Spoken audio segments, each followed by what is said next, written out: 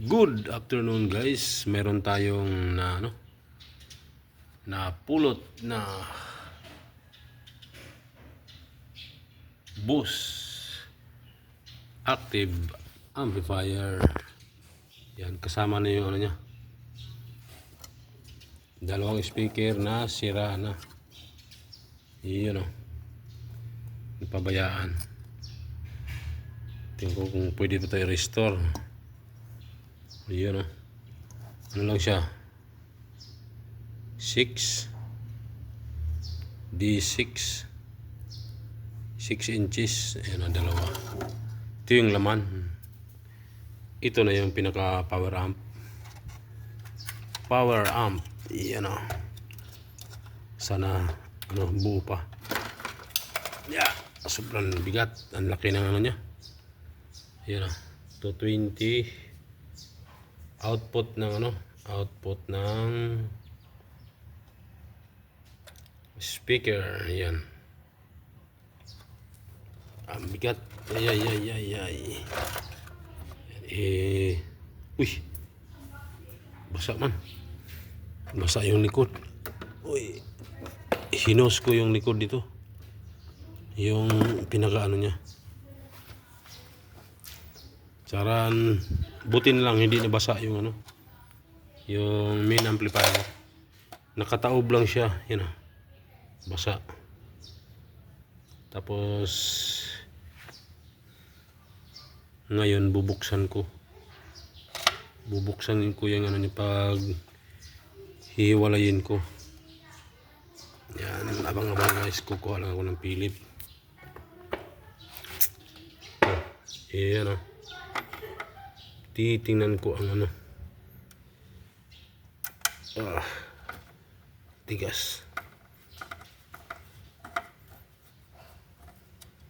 SMD type. Ano to guys? Made in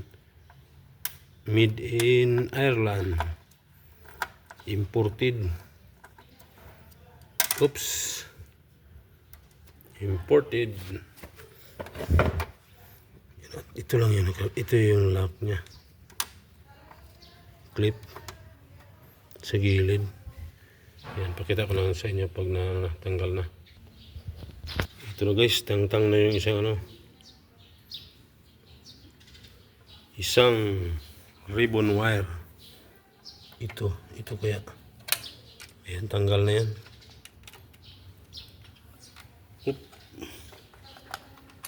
Tanggal na.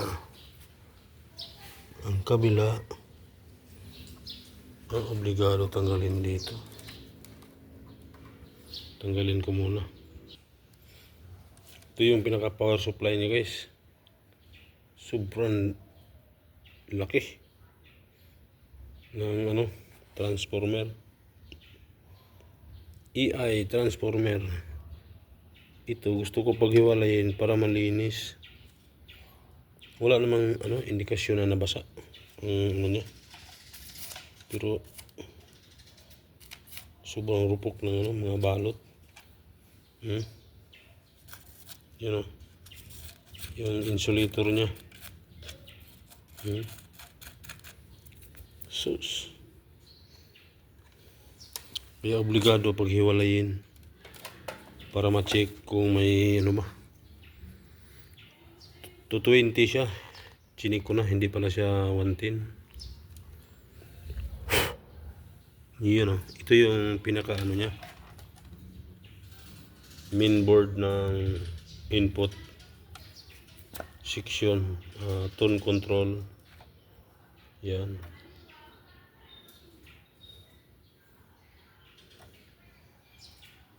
Ang laki ng niya. Kaya pala ang bigat. Ang laki ng heatsink. Yun ang haba. RMS niya 350 watts. Yun yung board niya. Heatsink. Yun meron pa siyang mahaba na PCB board sa ilalim. para sa amplifier section. Pinaka power amp niya.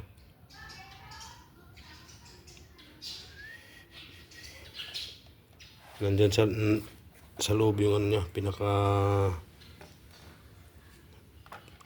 sana yung ano niya, yung kapasitor. Ang laki ng kapasitor nito. Sana yan? Di makita. Saan kaya yun? Kita ko na yun kanina.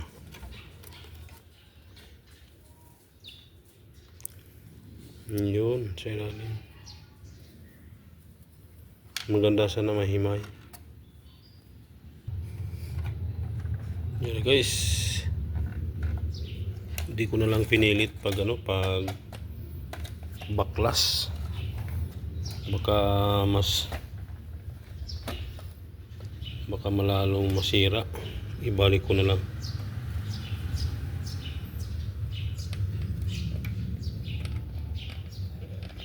Iyo. Yan, nakabalik na yung ano niya. Wala naman siyang indikasyon na nabasa. Yun, abang-abang guys. Susubok na ni Rickman. Magkuha lang ako ng pero paano lagyan ng source to? Itong nakaganda sa mga imported guys. Wala man lang kakalawang-kalawang ang loob niya. Yung sa PCB, mga resistor, walang kakalawang-kalawang. Oh. Sobrang linis, walang inalawang na isa. Ang lupit. Boss to guys, Boss. Yan ang volume niya.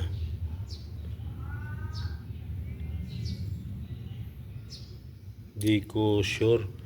Parang may remote. Parang may remote yata to. Remote ba o yun know? Kasi ang nakalagay sa box ano lang bass at saka treble, you know, treble, bass o bass, you know. Yan ang ano niya, pinaka takip niya dito yan. Tama ba? Dito. Nagkaganyan yan. Iyon, no? Yan, bukod ko na lang yung ano. Pag makahanap ako ng ano nito, para sa auxiliary, ito. Yan.